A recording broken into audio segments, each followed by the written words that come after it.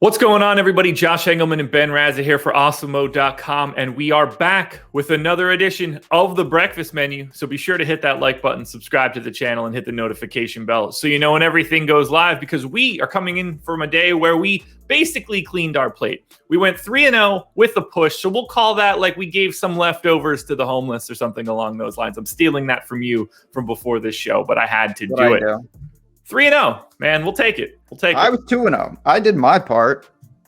That's fair. Look, my push happened bottom of the fifth, gave up one additional run. It was not great. Plus, I liked Dylan Bundy yesterday, and he's the one that wasn't looking so great at the end of the inning. Wasn't helpful, but we'll take what we can get. No losses on the books for yesterday, and that's all we can ask for. Very happy with it. You know, like I said, the one thing about baseball is it's every day, and you can get in a little kind of a groove. You can feel the teams out. You feel the ebbs and flows of the day-to-day. It can get, as you're going to see today in this video, a little problematic at times. I think maybe I overthink that, but I've been really happy with it. Again, anytime you're not putting any L's on the card, that is a win. So you officially cleaned your plate yesterday. Yeah. Would you like to go first or second? I'm going to go second. Okay. Well, I'm going to lead this one off. No first 5 inning bets for me today. I'm going the whole Megillah. And the first one is a big one. It's an underdog, and it's a pretty sizable underdog as well. The Oakland A's plus 170 today. I'm feeling pretty good about it. White Sox, weighted runs created is 109. A's 109. So to me, this is a wash. Lance Lynn is good. 3.97 FIP in Steamer. He's got a 3.87 xFIP this season, showing no signs of slowing down.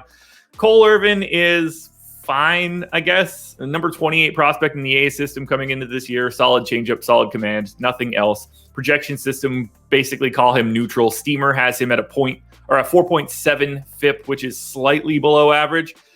I don't think that's enough to create a line that's plus 170. I have the fair line at 132. So I'm getting quite a bit of additional value based on where I have this number. I thought about taking them on the run line, but I'm honestly just looking for the bigger payout. I'm feeling pretty confident here. I'm thinking Cole Irvin can be okay, and I think the offenses can be neutral. Maybe I get a bad Lance Lynn day, which would be great, but at plus 170, I'm pretty happy with what I'm getting given where I think this line should be. I almost bet the White Sox. I was really close, and then it's one of those situations I probably should just back you with the A's.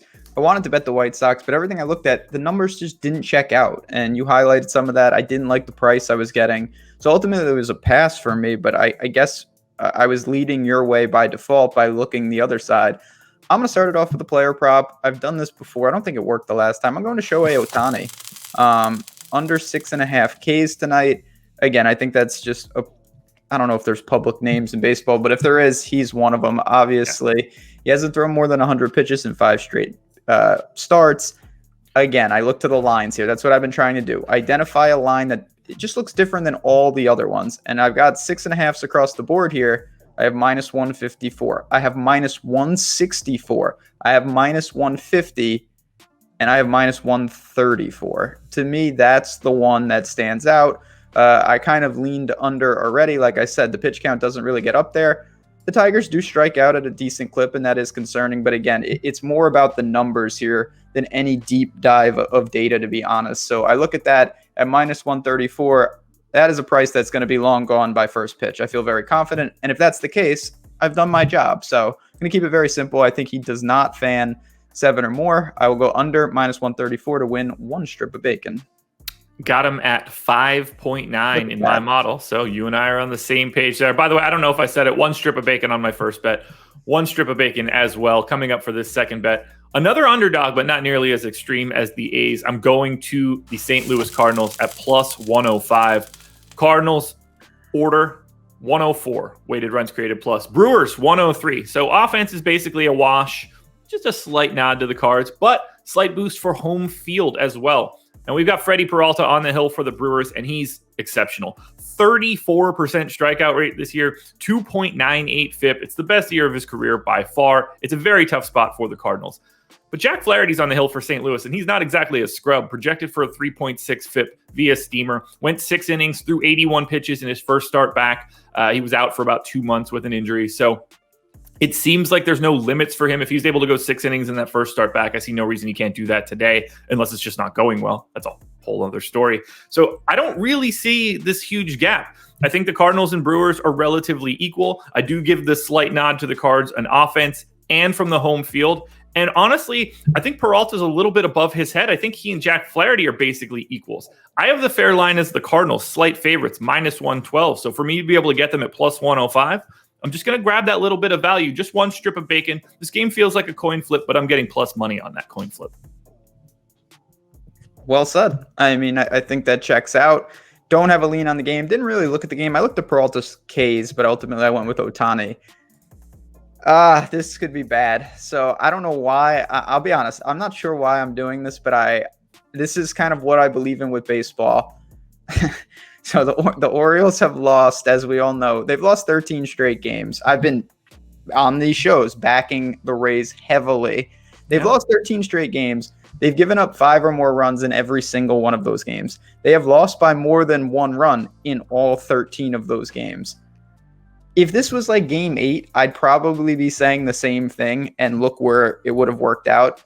But at some point, they have to turn it. And the line, as I talked about yesterday, I got the Rays -1.5 at +100. The day before it was like -110 or something like that. Now it's way higher. It's up to -170 today. I'm going to do the disgusting thing. I'm going to back the Orioles plus a run and a half. I'm getting +150 on that. And to me, at some point, it's going to randomly turn. And this is the time to do it. The pendulum has swung too much now.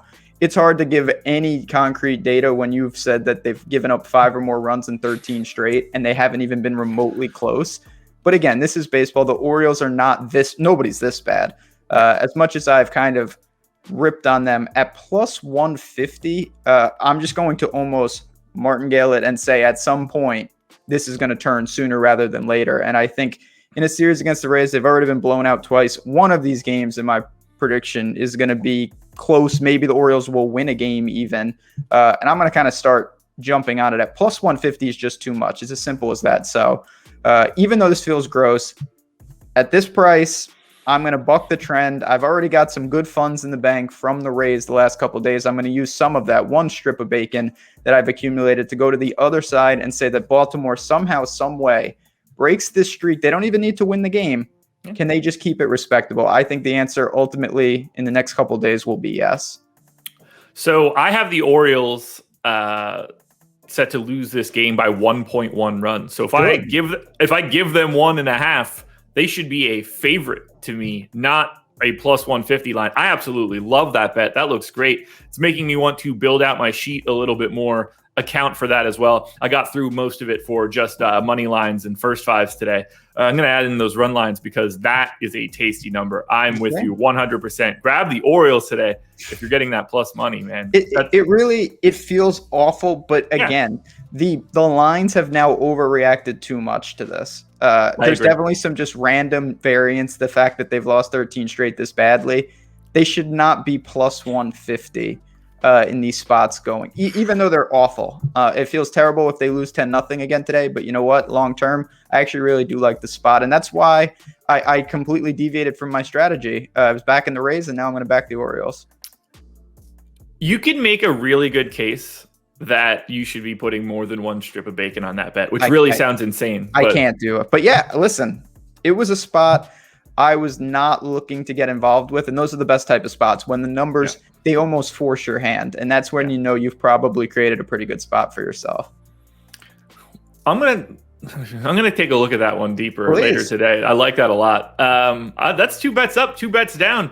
We're coming in off a 3-0-1 day yesterday, and I'm feeling pretty good about this one. But honestly, the 2 numbers I've got, I just need to win one, and I'm positive money. So I'll take what I can get there. I'm super anxious to see how this Orioles game plays out. The Rays are going to be up by 75 runs in the first inning, and this one's just going to be over.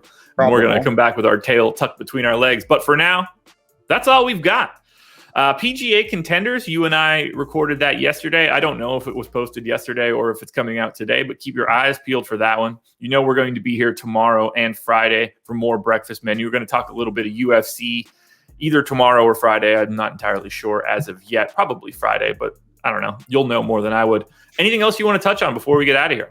No, I've been giving this update a lot, but college football is 10 days away, and you better get ready for the season. We have team previews and depth charts live on the Awesemo.com site. Just go to the college football tab. You're going to see all those. They're completely free right now. Matt Kajeski has put together a straight Bible of what you need to get ready for the season. So go check those out. Listen to Betting You, our college football podcast, and then get inside the ropes for the season because there's a lot of money to be made in those college streets.